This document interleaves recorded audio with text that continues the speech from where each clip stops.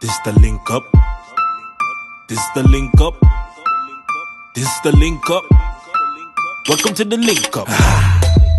This the link up. This the link up. This the link up. Welcome to the link up. Ooh. Yes, welcome back, ladies and gentlemen, to another edition of the Link Up Podcast with your host, Mr. King, Kana Woods here in the building. My fellow Homo sapiens, we are back. And this is why I had your mic turned down, because you're going to test it with an extra quiet, soft voice and then come on here and talk extra loud into the Homo sapien stuff. Hey, but it's a feeling. Anyway, this is another episode of the Link Up Podcast. There's no guest today, it's just the homies chilling, and we also got Rashid here in the building. Yo. Yes. So, where we'll start off today, I guess, is announcements. Like Kana was saying, something that we kind of touched on in the previous episode, but, due to that episode kind of just going not ideal, that was like, yeah. That's the black sheep of all the episodes. Yeah, we apologize for last week's episode. Like it just didn't go completely as planned. Like we kind of said in that episode, we just had some technical difficulties and it kind of threw off the whole vibe. And then, yeah, that's what happened with the last episode. As well as us introducing the new members and stuff on the last episode. But seeing as most people didn't really listen to that one, we kind of just gonna repeat it just on this one for those who may not have noticed. Like I just said, how we got Rashid here in the building. He is one of the new members to the Link Up team. And we also have another young lady who's not here today, but she hopefully will be on other episodes and things. So yeah, her name's Kalissa. I mean, we said it on the last episode and stuff. You probably heard the voice on the last episode if you actually did listen and stuff. Hey, like we did get 22 or something like that, people. Big up to all who actually went through that episode.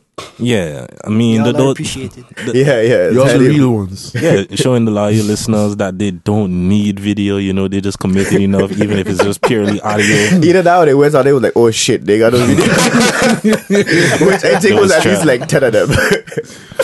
Thanks for holding it down. They just went in there and didn't even know. But yeah, so are you going to start one time with the plug? Yeah, I guess the obvious plug, the first plug is, Tree Conscious Cat's latest song, Fly Over, is out now on all streaming services. So if you haven't heard it yet, make sure to check that out, as well as all the other Tree Conscious Cat stuff that we got out. Make sure to take a listen to them. It's good stuff. You won't be disappointed. Woods. Bye. That's a lot of things. But first and foremost, we got a mixtape coming out. Almost done. Just got to do some vocals on it. Next to that, we got a bunch of parties. It's a known holiday coming up here in the Netherlands where they celebrate the king. Previously the queen. Yeah. We're not talking about this king, so not a king. Mm-hmm. Yeah, it's a shame. He's white. Unfortunately, probably would have been a much better day. It is a shame. But I got a bunch of gigs around that time period, so stay tuned for that. If you love Latin reggaeton dancehall, that's something you should pay attention to. And that's basically it for now. Kana. Actually, like Woods was saying, we actually have a good bit of part. You say what kind of music your mixtape gonna be on? Yeah, he mentioned it in the previous one. Yeah, I did in the not previous right episode. He mentioned it, but yes. But anyway, we got parties coming up, but we're gonna leave out when it's a little closer to time. Y'all would have to excuse me. I kind of under the weather, so if I sound a little funny or look a little extra funny on camera, please excuse me. It's not diarrhea this time. Hey, you know what? I tell you, I got anyway. But yeah, like the past few episodes. Hey, you don't laugh at that. Oh my bad. Wow. Like the past few weeks, we just try to big up different foundations on the island that people could go to if you're looking to do community service or you're just looking to give back to the island in general. The foundation for this week is the Samaritan Council of Arts. Right now, I don't know exactly what they're doing, but bigging them up. They see they which is not the intention, but hey, look, right. Walk with me here. We're doing something at least. We try new things here on the Lingo I Podcast. would assume. Give us some time. I would assume, it would have to do something with arts. So if you don't want to give that some, if that seemed like to be something up your alley, the contact person is Lydia Arrell. Mm-hmm. Okay, like listeners, just for future reference, we're like when we doing this charity of the week type of thing, it's supposed to have a lot more background and stuff like that. But yes. Please excuse me, I haven't been feeling good, so my whole research it hasn't been done this week. In coming episodes, expect a little more detail and stuff like that. Yeah, we're gonna try to improve on this kind of thing, but we try new things here at the Link Up Podcast. But yeah, that's it for me. All right, well, having all of our plugs / announcements out of the way, we can get into the first topic of this week's episode, which is a rather sad topic. I mean, I'm sure people might feel differently and stuff, but I think majority of people will understand and agree that it is indeed a sad topic, and that's obviously the untimely passing of West Coast rapper Nipsey Hussle. You used to listen to this man's music, because that was a hell of an intro. I mean, like I said on your status, I was one of the people who was saying Nipsey had one of the best albums of 2018 with a lot Victory of people Lap. were saying that. Exactly, it was a common sentiment. I mean, it could be possible you said that among my presence or in my presence on the podcast. We did it on the podcast. Okay, when that was the episode when you was somewhere. It was me and Woods talking about the best albums and just going into music stuff. Yo, when you find a piece of raw chicken on your bed, right? All these vegan threats. But anyway, but yeah, because okay, cool. And me, I probably wasn't listening properly, but in my circles, or from what I've been seeing, I hardly hear anybody talk about Nipsey until he passed away. How many of these people really listen to hip hop? Yeah, but I got producers, DJs, rappers as friends. Like maybe that because I'm not a big hip hop fan. Maybe that's why they never had those conversations with me. That could be. But I personally haven't heard it. And since the man dead, everybody and the grandmother is, oh, Nipsey this, Nipsey that. And to me, it would only come from people that actually listen to people's albums and stuff like that. If you're not the person that consumes music in that way, just because you listen to hip hop doesn't mean you'd be familiar. Because like 2018 in particular, there was a whole lot of people who was dropping albums. So I understand that certain people might not have checked out certain hip hop albums. Like for me, the reason I listen to music I listen to music a little differently than certain people in terms I try to check out most hip hop albums that come out if it's from an artist that I actually would care to listen to. I mean, cause there's been a lot of shit I ain't listened to from the Gunners and the Lil Babies and a lot of these newer, younger, up and coming people. Like I ain't check out none of them, that type of stuff. But the mumbles, yeah, Nipsey. The thing with Nipsey that. Like, I saw a lot of people sharing the sentiment, and it's certainly one that I personally felt, and looking in my circles, the amount of outpouring that there was for everybody just remembering Nipsey and sharing certain times they had or memories of whatever they had with Nipsey. To me, it was kind of similar to like when Mac Miller passed, in the sense that Nipsey was one of those dudes that was cool with everybody. Like, ain't much people in the industry outside the industry, because there was even like a report of I forget what exactly the person's function was, but somebody that was like a janitor or something like that used to work in the area where Nipsey, in the store place where he had died. In the plaza. Yeah. And it was like, dude didn't even know Nipsey was a rapper. He just knew him as like the nice guy who used to bring him water and different things like that while he working. And it's like, when you have these type of stories coming out, it just speaks to the type of person that he was. He's a genuinely good person. Yeah. And I mean that I just used to hear his name. All this information and stuff I hearing, the videos people posting, this is new information for me. So I can't say I was ever a Nipsey fan or nothing like that. Like, I won't front and pretend that I'm the biggest Nipsey Hussle fan in the world, and I was on him from day one type of thing, but I was aware of him. But he was never somebody that I checked out until, like, Victory Lap was the first album from Nipsey that I heard. I never listened to a Nipsey album before that. And the thing is, he's been there from a long time too. Yeah, he's been around. Probably been around. From what I've been seeing in the videos I've been seeing, since like 08, 09 he's been around for a while. But me personally, I can't tell you one song from this man. But I also think he was on the come up in terms of, he was independent for like the more majority. This was his first like major label debut album type of thing. A whole bunch of so stories he was about how this man independent from before, selling mixtapes for like $100 and them kind of ones, and then getting all of it sold out. And I mean, shit like that's crazy. But my thing is, I guess what King had referenced, I had to make a status on Facebook for those who don't have me, saying basically that it's a shame that it takes somebody to die for you to show them that you care and to show them that you love them. And we see this all the time. Yo, this man music went up 2,000% when he dead. As it should. Where that kind of support was when he was alive. You know the thing is, like, when you... And that's what... Sorry to cut you off, but I want to make this statement. Humans are as a species, full of fuck. I disagree with you, and I personally found that your status was completely unnecessary in the way that it's like, yo, you was unaffected by it. You didn't know the man's music. Cool. You could have your opinion. You could see it. To me, it's just like, let people mourn that. Yo, but nobody, but I'm not saying nobody. Death is an obvious reason as to why people will be talking and giving outpourings and things like that. It's like, ain't nobody just randomly telling you I love you on a date. Like, who do you know? But why not?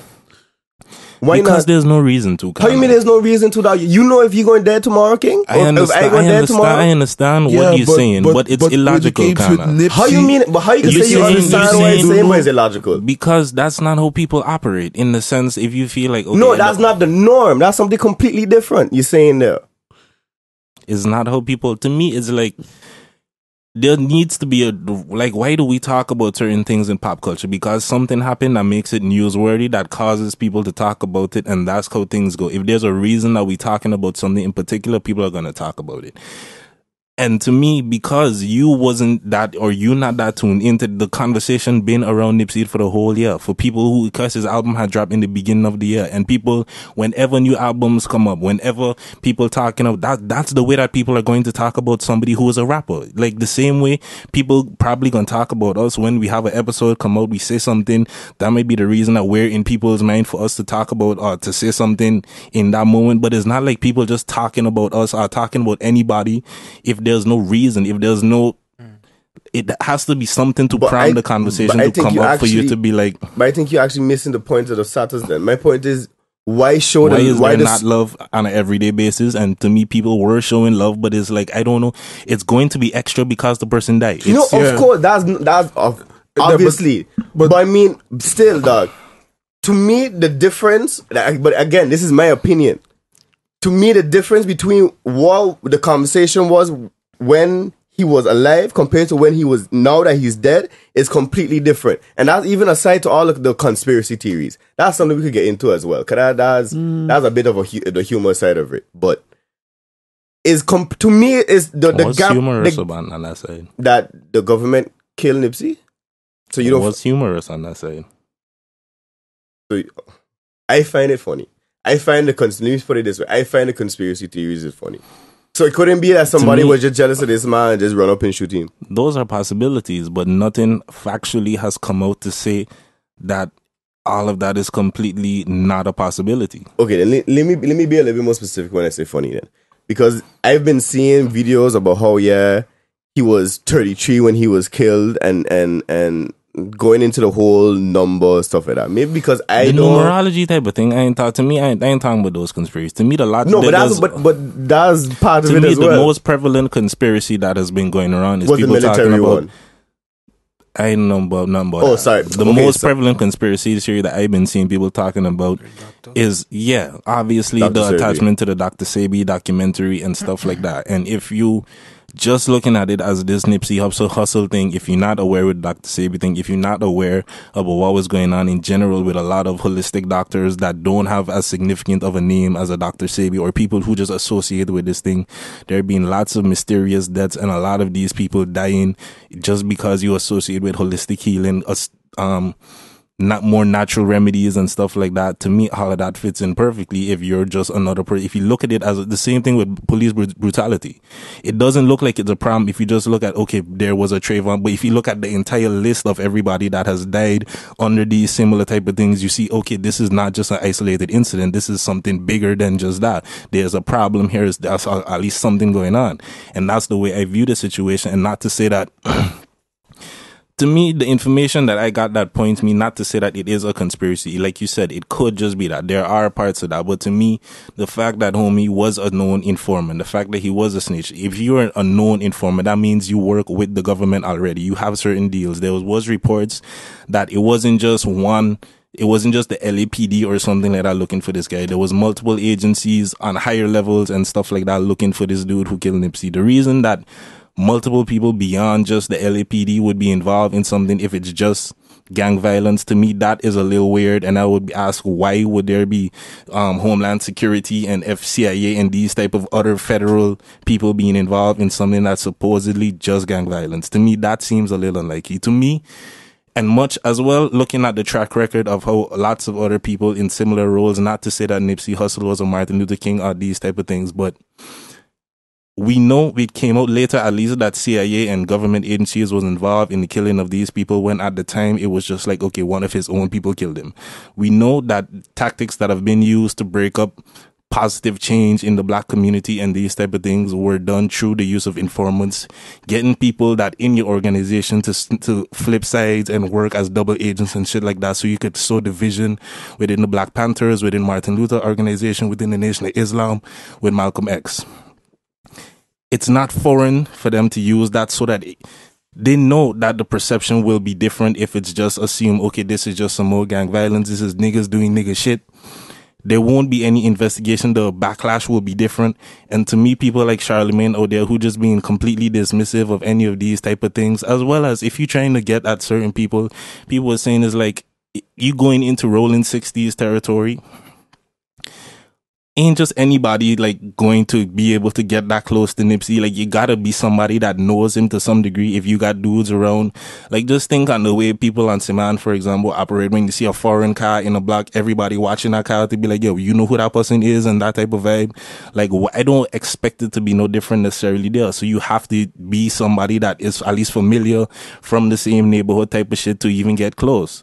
And to me, no information that has come out so far disproves that it could be. I'm not saying that it is, because to me it's unnecessary to like I get certain people who were saying it's kind of disrespectful to be entertaining all of these crazy conspiracies and this and that. This was just a case of, and also my reason why I don't necessarily want to just dismiss the conspiracy thing is because I feel like it sends the wrong message in a way, in the sense that, like, the Breakfast Club had asked this whole question, where is it better to be real or be alive, and or something like that. And to me, I just felt like that whole shit was super disrespectful to Nipsey's legacy and the way I think a person like Nipsey would want to be remembered. And from people who was close to him, everybody talking about the type of dude he was, the type of morals and thing that he believed with the whole just buying back the block instead of just abandoning the hood type of thing.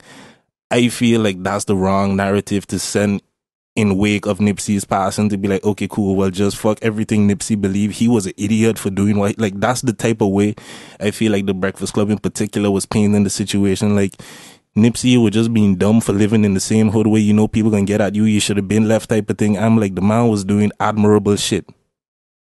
If all you take away is cool, he was an idiot for doing it, to me, that's like spitting in the man's legacy though.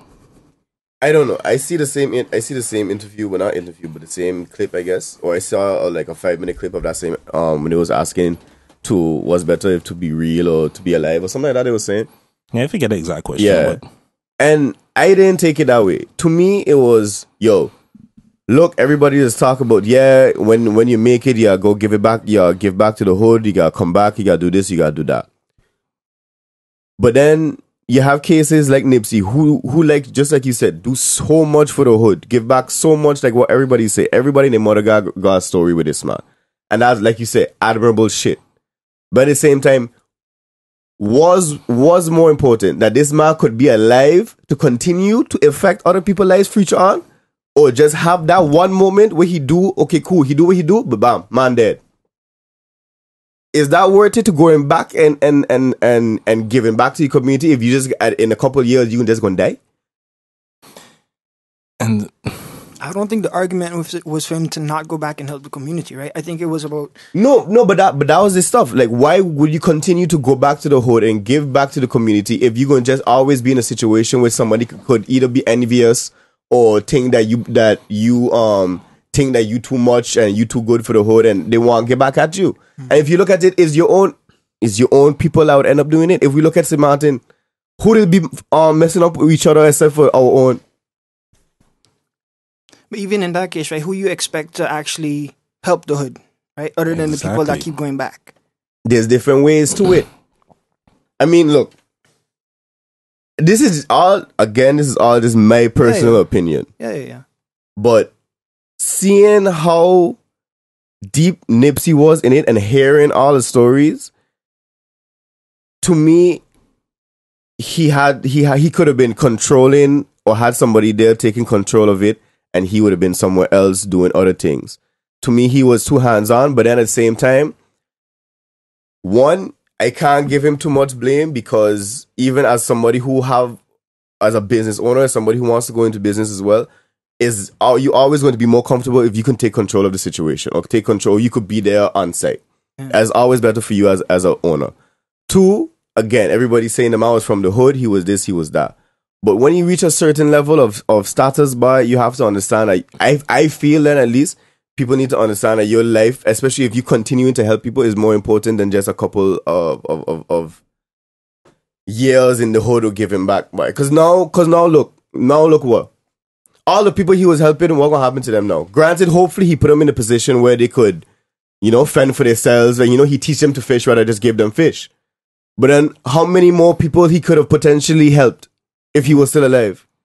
I mean, I think he was definitely leading by example, right? And like you say, but the thing is with Nipsey, I don't know if he himself thought he was at the point where it was so dangerous for him to be in his own hood.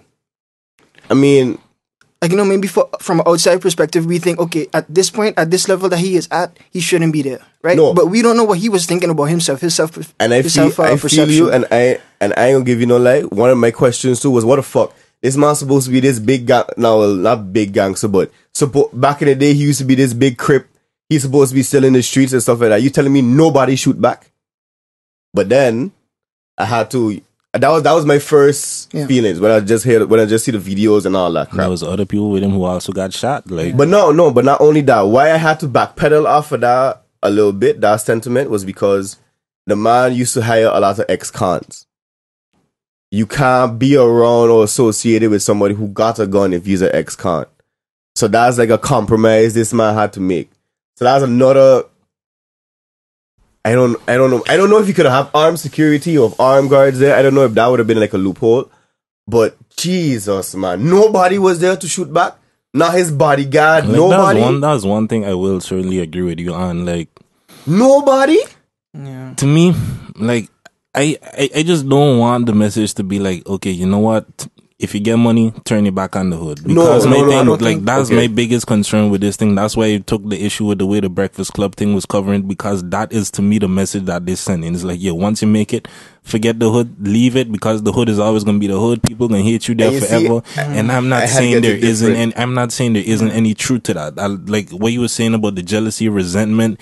We know that there's people who don't want to see you shine, especially like, we don't know what dealings he might have been in, what enemies he made while he was living his street life and type of thing, what type of resentment people might have still had, being like, this is the dude who did XYZ to me, or people that I know and this and that in the hood. He's still around here. He think he better than all of us. No, he stole and this and that, blah, blah, blah.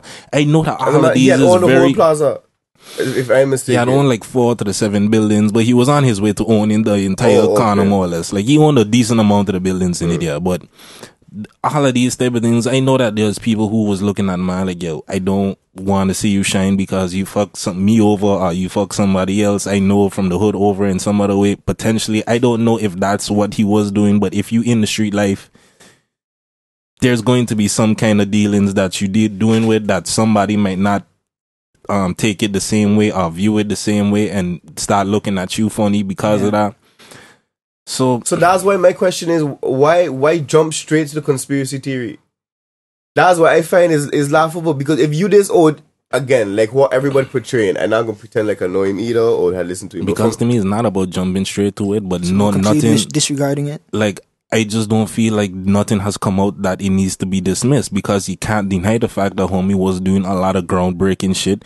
The man, a lot of people saying he had energy like a Pac type of thing. They felt as though they was too young when Pac died, and think the death of Nipsey is the closest thing to them as what it might have been like to experience being alive when Pac died, seeing the type of energy he was. Every interview you watch, the type of stuff he talking about, from ownership to promoting the STEM stuff to being in depth, in touch with cryptocurrency and all of these different things. Like, not to say that everybody's talking cryptocurrency. I mean, it's not to say that it was something solely unique to him, but just how early it was that he was in it, the type of things he was just talking about. Man had a lot of plans.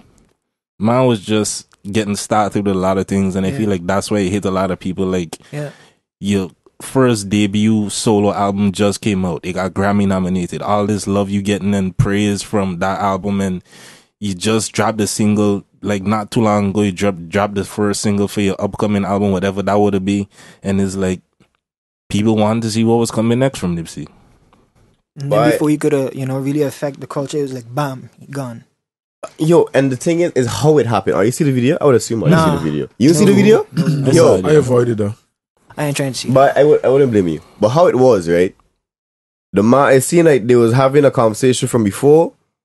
Kana walk away. I don't know. You can't really see like it was an altercation or like hands or you couldn't see like it was something weird. Yeah. Man went off, come back, start busting. You see his hand raised. Yeah. Man went back, went, come back, bust again. You can see Nipsey. You can see Nipsey on the floor and he hands out. Man bust and then kick the man in the head and then bust off. You telling me the man had time to go and come back twice and nobody had something to shoot back? Nobody?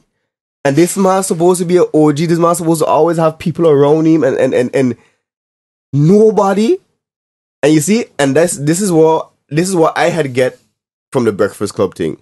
To me, they had say Nipsey get too comfortable. He get too comfortable having this status and being that deep in the hood. He shouldn't. There was no reason for him to be there all the time, 24/7.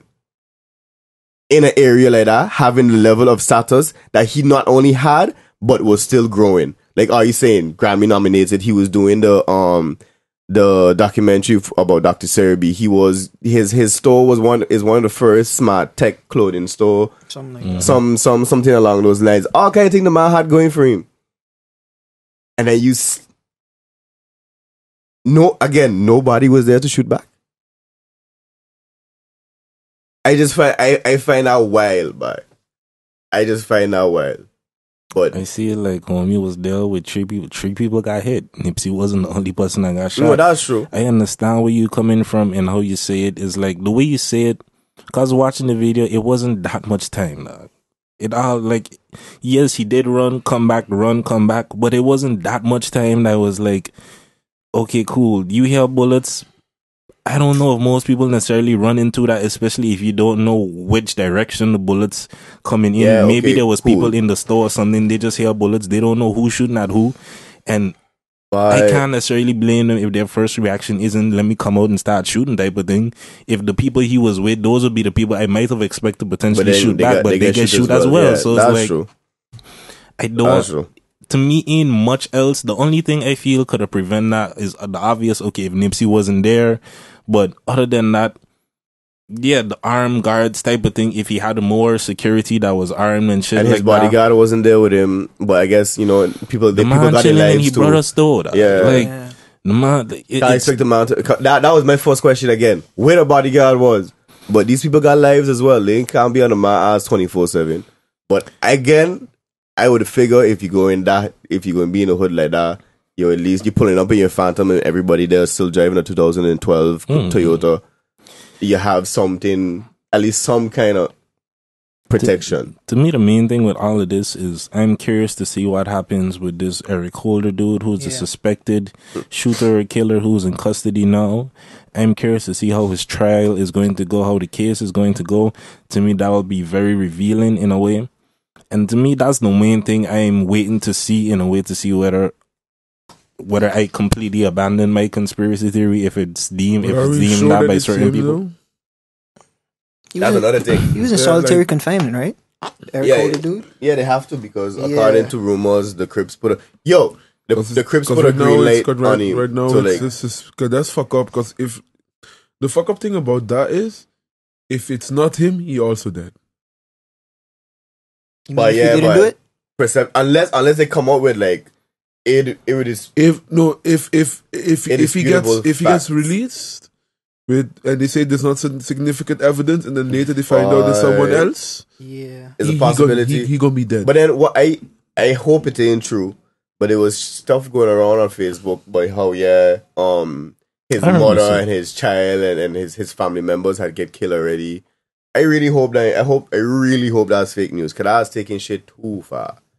But yeah, I don't know about that. Like, I get where you're coming from, but it's like, and that is disrespecting the man legacy, I find. How is it? If the man, like, there was interview, I'd rewatch it recently, so what the man say, right from, if something happened to me, right from, right from me means check the panel, you know, I kill his family. That's what I mean. I completely ignorant. So when you say right for me, I have no idea what that means. But look, you see the thing is, it could be send prayers, go get the person who did it, type of thing. That was more or less. But you see, that's the thing. It could be interpreted in different ways. Yeah. He didn't say nothing specific. He could say right for me, as in continue doing what you're doing, spread the message, spread the love. It could be right for me, yo, you gotta get that partner. Yeah. So it all depends what you choose to take from that one. And I ain't saying that to condone that I am cool with the other people associate his family and shit like that being killed, because I mean, they don't got nothing to do with it directly. If this one dude decided to go and kill somebody like a Nipsey that is loved by so many people that, and especially that has affiliation to the streets, that might have people that would be willing to retaliate and shit like that, that don't got nothing to do with his kid or mother and these type of things. So it is fucked up, but I mean, to me, that's going too far. But yeah, these is potential repercussions that homie who decided to run up and kill Nipsey should have been thinking about, like, whoever it is, even if it's not this person, like. That's true too. Yeah, but the thing is, if he did not do it, then it would be then that's fucked up. That was my whole argument. The reason I'm pretty sure that this is the guy. I mean, again, I don't know nothing for sure. I am not over there. I am not a cop working the case. I don't have no other facts that the public don't have. But it's like, they caught the thing on footage from the one camera, and the video that was released is, there was other cameras in the store. None of those was released to the public, and I assume that the cops probably have that, and that's how they know that is Eric. How they got license plate and like the amount of details they had about this situation in a pretty quick time. Like I heard multiple people talking about and saying the same thing. Like that area, they know that area got cameras all over. So this is definitely caught on something. Somebody saw this. It's broad daylight type of situation in the middle of the like. Somebody saw some people know stuff, so and I also feel like the two other fellas that get shot, I don't think they died. So I mean, there's potential witnesses as well. Yeah, I don't know what their current state condition is and stuff, but basically, only one person died. They only reported that Nipsey died, and so I assume they're like maybe they could say something. But okay, final thoughts, because we've been on this for a while. Bye. I just find it really sad. It is. And I don't think people should turn their back on the hood. That was my main message, that I feel like if I personally just don't want that to be the moral that people take from this. Yes, you could go about it more. Yeah, but you see, more intelligently in certain ways. Have armed guards, have more protection. Be aware of the status that you are going into these type. If you do choose to go back to the hood and those type of things, because not everybody can do it. I mean, we've been had hundreds and millions of, okay, maybe not that much, but we've been had a lot of celebrities black celebrities in America with reasonable word. And to me, the only people I know that was on this back the block type of mentality was like Ross, T.I., Nipsey, a few other people. But it's not like this was widespread that everybody trying to stay connected to the hood and stay linked the way Nipsey was doing shit. Most people agree with the Charlemagne and the Steve Harvey type of thing, which is like, forget about the hood. These people don't love you. Get your money and dip. I don't necessarily agree with it completely. I find it needs to be a balance with it. Me personally. What, you been quiet this entire topic? Yeah, because it's, I don't know. I don't like talking about stuff that happens around someone's death. We're gonna give Woods the next one.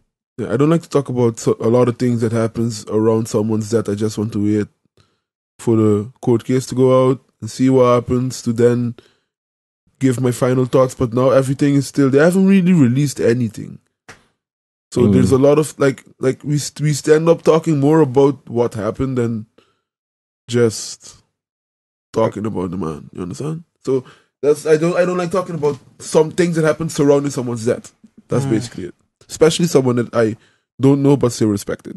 So I mean, that's one thing you have to take away from it, regardless of if he shouldn't have been there.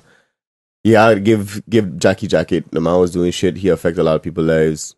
Prayers to Lauren London and the family. Yeah, all man, sure. kid. Now that was before we come off of this. You see this shit Kodak Black was saying? Yeah.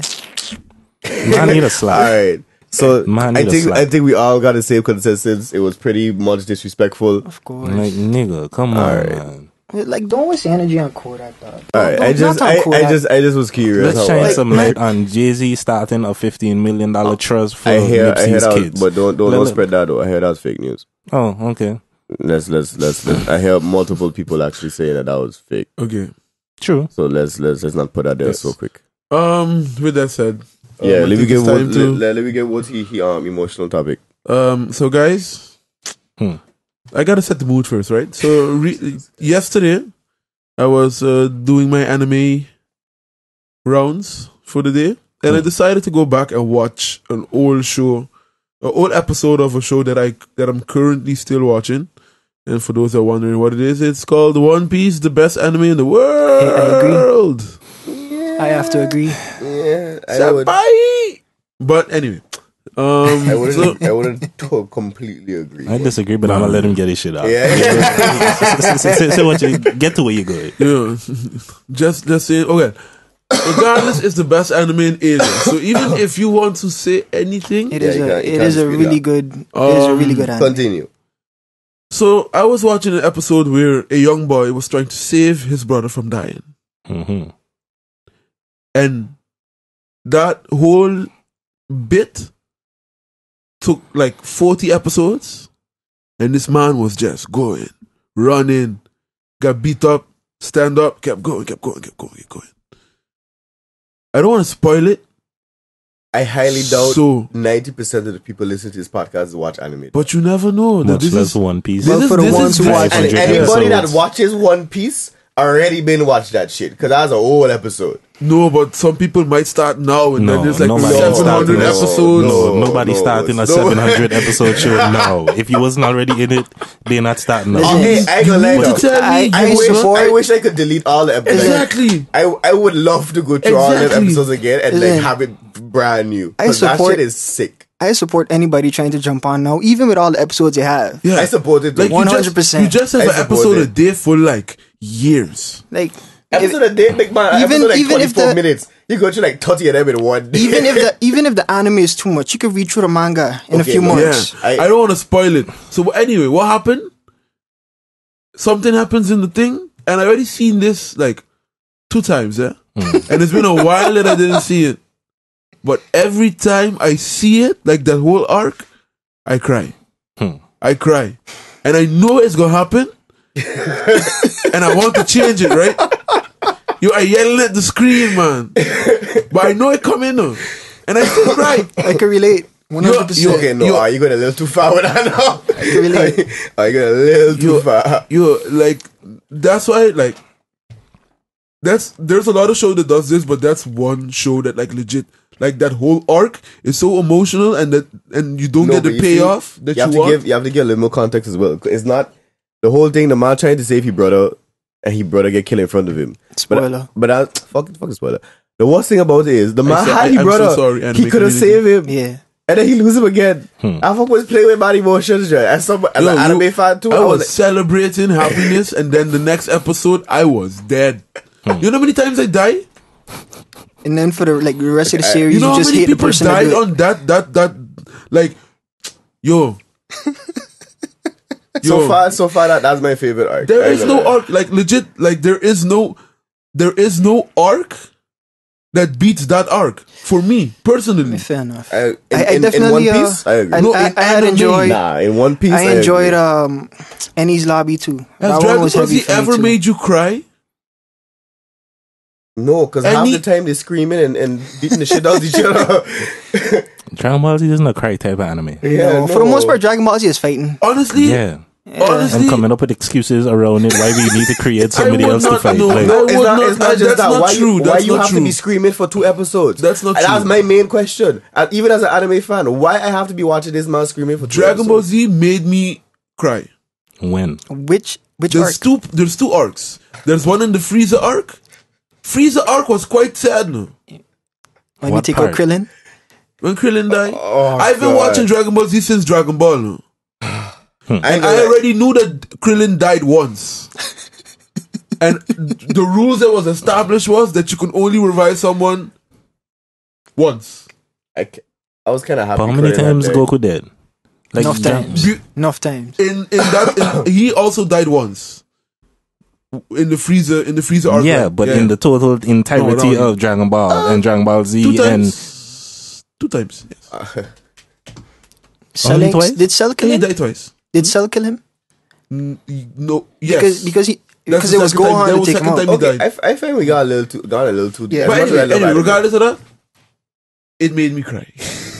So what was your point other than that he was emotional today? Did the show make you ever cry, or a music piece that bring you back to like a time in your life? Or actually, no, that's not. No, is there a show that you've watched multiple times, or something that you watch multiple times that always makes you cry or feel emotional? No. Multiple times, I would say no. After the first time is like I know. Yeah, probably one of the few things that might be that way is Uncle Phil. Why you don't want me, man? The scene in Fresh Prince, where the man was like talking to Uncle Phil about his father who don't like that. Probably probably might be it. Okay, you catch me there. That probably might be it. You catch me there. Like even now thinking about it, my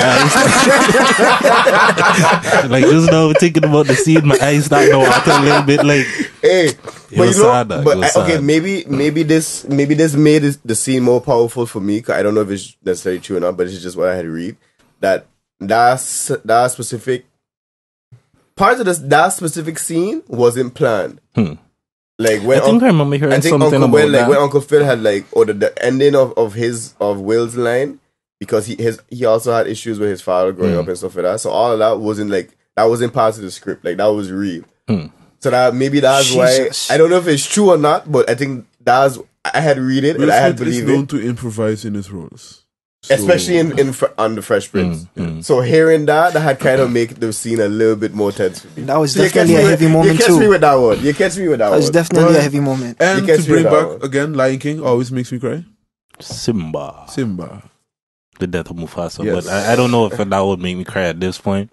Like, I mean, I saw it. It was sad in the moment. How many times have you seen Lion King? I don't know. I used to watch Lion. I was a Disney. It never made you cry with Mufasa Day? Not, maybe I was like 10.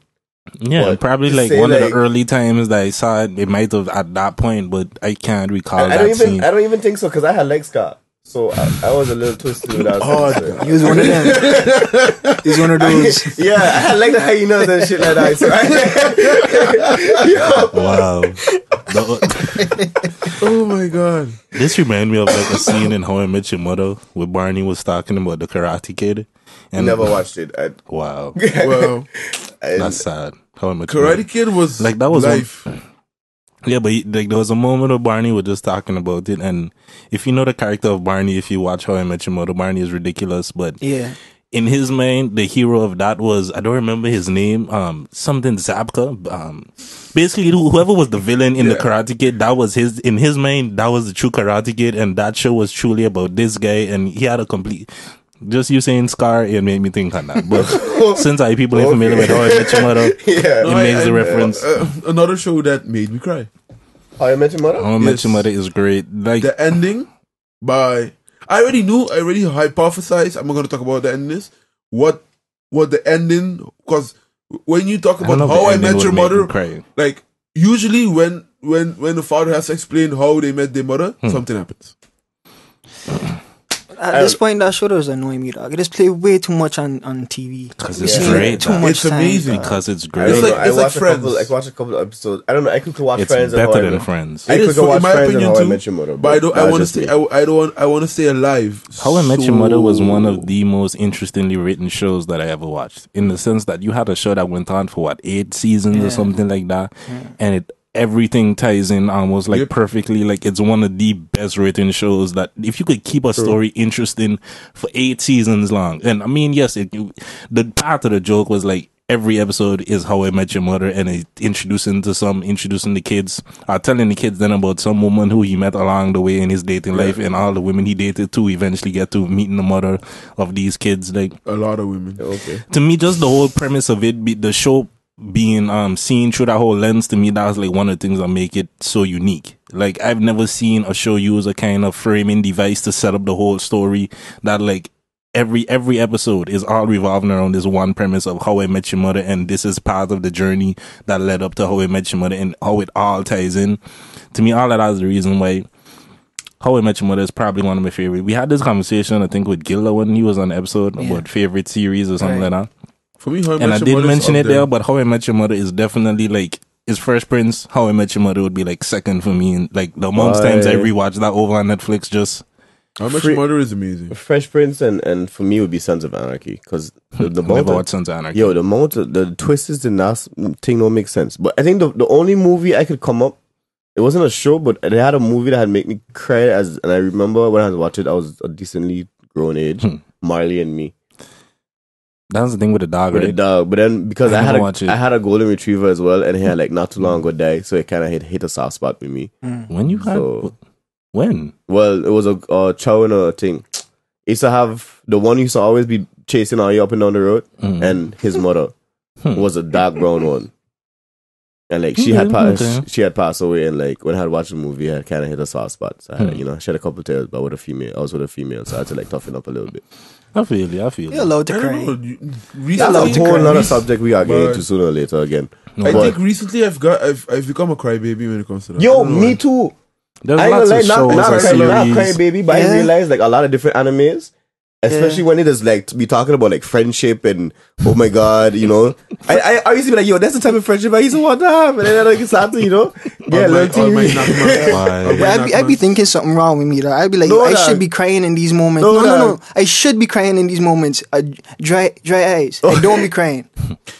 I don't be crying. Someone inside, man. No, I ain't gonna lie. We need to have a therapy session some episode to find out why you dead on the inside. Nothing. I don't know what it is. Maybe because I just be a lot more into the series itself. But anime does make me tear up. Dog. I could watch any other series. I'd be like, wow, that's fuck up. That's tense. But anime, I don't know, for some reason that it just like takes something inside me. I'd be like, but why do you have to do that? Animators get me close. It depends. It just get me close. Especially when they talk about friends dying and them kind of ones. But maybe it could have like something personal with me. I think a lot of times with anime or just any other series that make you cry is like you get so invested with these characters and the bonds they have with each other. Is that like when these? You've been watching these sons of bitches for like 500 episodes. That's what I'm saying.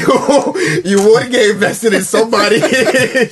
But it's not even that. Like certain times, like recently, not recently, like 3 months ago, when Jiraiya died, it was pretty sad. Not to cut you off, but you cut me off. That was Jiraiya's death was sad. I don't know if I cried, but I mean that was pretty sad. That was a tense one. I ain't gonna lie. Edo Senin. Him and Neji. But when Neji died, I was like, it was about fucking 10. I didn't care about Neji dying. I watched Naruto up until Shippuden, so I don't really know exactly what went down. I loved I didn't finish Shippuden. I've just been hearing I quit. Yo, when I ain't gonna lie. When Ting had died, Neji had died, I was like, But when Ino Fada and Shikamaru had died, that one had touched me. But I was like, wow, that why? Rough. Because they might do like the final shit to save the world. They might get them out the final information, and that was their like dying. Really? Dying wish. They died off screen. Shikamaru in there. No, he mean father. His father, father passed away. Any development. I wasn't even attached with them at all. Yo, it's not like Scar. Yo, it's not a fact that you had attachment with it. They died off screen. See, like, another movie thing that I was sad though was like when Rock Lee was fighting Gara, like super early. Yo, like when he had used a technique and he still broke the arm and the leg, and then Rock Lee had to recover. No, I was like, you dumb scun. What the fuck wrong with you? I tell you don't do it. Yo, how else? No. This was the tuning exam. Who else was the man? You could have gone back, do it next year. After that episode, every time I play a Naruto game, I had to go with Rock Lee. Every time. Lee was like one of my early favorites in the show. When his character came in the tuning exam, from then on, like Lee was one of my favorites. I love Neji. Though. I'm not gonna talk about one of my favorites. Neji had it rough. Neji was a bitch. This man had it rough. This man was a slave, dog. Give me Hinata. Neji was a fucking slave. He lost his father because his father stand up to him. He was a pretentious asshole that looked down at everybody else that wasn't because he had no options. How the fuck you mean he had no options? You didn't have to be a dick. This man had no options. So Naruto had no options, so he didn't turn out to be a dick. Oh, dog, you know this man had was no family. But this man had a family. Neji was raised to be a dick. No, Neji was raised to be a dick. He had no options. You want to know why? Because this man was always. He wasn't forced to protect Hinata and all that. A good 90% of our viewers just log off stuff. Spoke out or did something to the royal use family, the code and he would die. He would die. You activate the curse seal type of thing. And the only reason his father died is because he did something and his father had to take the blame. And since that day, he was like, I have to be closed and I have to make sure that I just stay true to myself. I can't really say nothing about in dick characters because one of my favorite characters is one of the ultimate dick. No, Sasuke. Yeah. I mean, for me, the same thing. Sasuke's a bitch. Yeah, but Sasuke had his whole family there. Put some respect on the Uchiha name, big man. Right. Put some respect on the Uchiha name for me. He has a reason to be this angry. Shit. His whole family there. He only had was Itachi, and Itachi didn't like you. And Itachi's the one that killed everybody. Itachi, later we found out. The truth behind all of it. But initially, the reason he had all this anger inside of him. Naruto lost the whole clan too. I'm gonna give Naruto's a bitch. You want to talk about being a bitch? Alright, guys. But the saddest thing wasn't Jiraiya died. Yeah. That'd be debatable. In Naruto, possibly one of the saddest. But other than that, I was thinking on a song. And I remember this was super young. I don't know if any of y'all would know this song, but was it Titanic song? No, not at all. No. But a song from Plays called One Day. And I would never have taught a song from Plays would make you cry, dog. I don't know what it was, but this was. I remember this was when I was in St. Martin, and this was one of the first times I heard this song, and that's exactly what it was. I don't know, for some reason there was already sadness, or I was not in the best mood, or whatever. And then hearing this song about how he wish if he could bring his homie back for one day, take him back to daycare to see his son play, show him how his baby mama went astray, and all it is a sad song, and it's a touching song from That was when Plies was still dope. He was still making lyrical, having a message in all of his street stuff. But yeah, we're 50 minutes in, so what's gonna be the last topic we can touch on quick to wrap up? Don't talk about this wig fuckery. It's short. I don't know much information about it. Might as well. Well, to lead off this topic, basically, it was in Zimbabwe, if I'm not mistaken, that the government decided to spend something like $150,000 on a whole bunch of wigs for the jurors, the judges, and people in the judicial system. And the part that's so ridiculous about all of this is that it's a African country. A bunch of black people wearing these ridiculous ass white that was made by the Europeans. It's like, why? What? Yeah, it looked ridiculous on the white people themselves, and do the white people even wear those wigs? Not no more.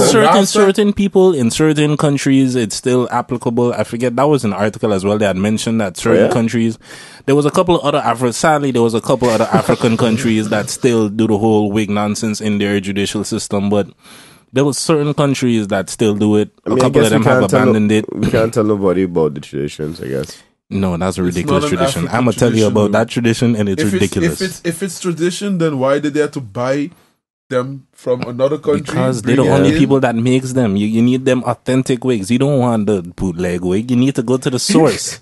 I don't even understand why it's necessary. Them big old wigs must be hot. They must be hot. Yeah. The price of the wigs is what got me why is this ugly thing? Why does this cost so much money? Why couldn't it not? I wouldn't have a problem with this if it was just, you know what, guys? We Africans. Why can we not just look like fucking Wakanda when we go into a trial or some fuck? If they did that. And what does looking like Wakanda mean? I mean dressed in traditional African garbs and shit. You just think about what you just say sometimes before you say it. What's wrong with the statement? What's wrong with the statement? But why Wakanda? Why not just the traditional African shit? Why they have to symbolize something that's made up? I just want to say Wakanda because I love Wakanda, dog. If as a black man, Wakanda is my fucking Narnia, dog. I would love to live in Wakanda. Talk your shit, Woods. Okay. I don't What believe type of black person would not want to live in Wakanda? The most technologically advanced civilization in the on world? Earth. It is a fictional paradise. I ain't telling you you're wrong. With the vibranium, the amount of vibranium they got from this meteor. Yeah. They had come from space, so right? That was the story. Come from space. From space. It's a metal substance.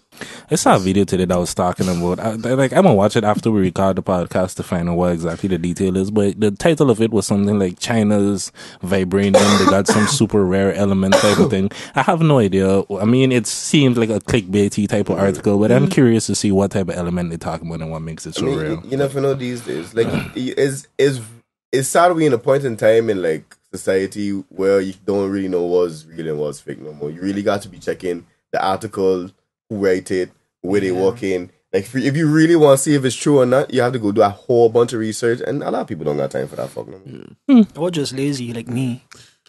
First of all, thank you for bringing this up. I think this is gonna be the last. Just a statement. I'm tired. I'm gonna clap so the people understand. That be a strong black woman. I'm tired of seeing these fake water test posts on Facebook. If it's a yellow machine, it's fake. It's a scam. The metal on the fucking okay, you can stop clapping. water tester. Super annoying. Yeah. Continue to tell him. Yeah. The metal on the water tester is the one causing the rust.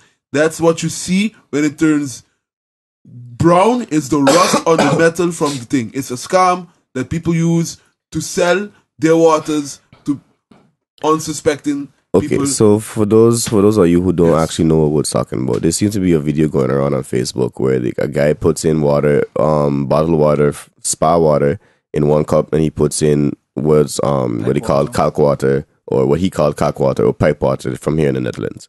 And supposedly you could have put some machine in it to be able to electrolysis machine. Or I can't tell you the exact science of it. But you'll put it in it, and then eventually you'll be able to see how much calc is in both waters. And obviously, the Dutch pipe water had a whole bunch of calc. The one with the spa water didn't have any. So that's what Woods they're cussing about. Just had to, put it in. I mean, I think I get what you're saying, and I just saw that video. I saw it. I scrolled past it. I didn't put too much stock into it or care too much to investigate. So I can't really say nothing about the legitimacy or nothing. So I'll just trust Woods on this, I guess. But I did my research. It's annoying. Oh, yeah? I only took 2 clicks. But that ain't the first time I see that video, and to be quite honest, the first time I had kind of believe it. So for you to tell me like it's not true, I'd be like, okay, cool. True. But I mean, I drink bottled water anyway. So when have you seen calc turn brown? Good point. I mean, I'm not a chemist, so I wouldn't really know. And that was my thing, because I didn't look too deep to see what exactly this machine was doing, to see what exactly might have caused a chemical reaction or something like that might have result. Like, I just didn't care enough to investigate, so I just kept on scrolling, because I drink pipe water anyway. If I'd been dead, I should have been dead long time. So you might dead later. Cool. I mean, we all gotta go sometime. Well, then I guess there's a lawsuit potentially against the Dutch government because they want to kill me. So I guess, the wifey or somebody gonna have to take up this thing if I die. So it is what it is. Okay. I mean, if that's the case, just write out your will already then. I mean, you're always prepared. I mean, I've been drinking it for 7 years. If I ain't dead yet. 7, how long I've been on? 7, 8 years, something like that. Going 8 years? Going on 8, boy. And I've been drinking it for a lot of time. So if I ain't dead yet. At this point in your life, right, you have anything to put on your will, Yeah. You do? Yeah. You, King? My music. Respect. Words? I don't know if it's ever going to develop and be, maybe when I die, people can listen to it and it gonna be worth something. So no, I got to go to somebody. I got a church. Yeah, so you got shit too. Yeah. I mean, if I die at this point, no. Because I mean, there's stuff that I could potentially inherit that might be like, but that depends on people dying and all kind of stuff. So that ain't yours yet. It's just not something we should talk about. Exactly. Like, I ain't trying to help speed up the process of nobody dying just so I could inherit something potentially, like, or a percentage of something. Is that all right? Everything is with that. Yeah, with that we gonna wrap up. Closing statements. Anybody? R.I.P. Nipsey. Yeah, what he said. I feel like that the most important sentiment. Stream the songs, my songs, Nipsey owned as well, because I mean, I saw people saying Nipsey was one of those people that owned like 100% of his masters. So type of thing. if you stream the latest album, you can go to your family and stuff like that, which is pretty much. Yeah, I don't have nothing to say, but yeah, I have nothing to say. I done. We could go. Oh, we just under an hour. Okay then, we timed it pretty well. So we stretched the last 45 seconds. No, close it. What's the plan? Oh God, we. All right, so.